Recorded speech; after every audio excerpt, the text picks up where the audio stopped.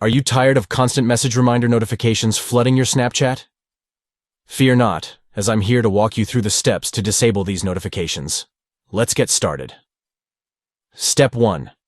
Begin by launching the Snapchat app on your Android device. Step 2. Locate your avatar or profile picture at the top left corner of the screen and give it a tap. Step 3. Next, find the settings icon positioned at the top right corner of the screen and tap on it. Step 4. Within the settings menu, look for and tap on the notifications option.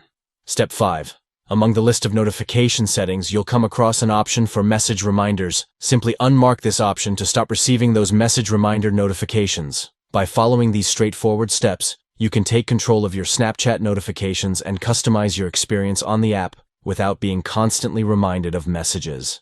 Say goodbye to those message reminder alerts and tailor your notification preferences to suit your needs. So, go ahead and follow these steps to personalize your Snapchat experience and eliminate those pesky message reminder notifications. It's time to manage your app settings and enjoy a more personalized Snapchat journey.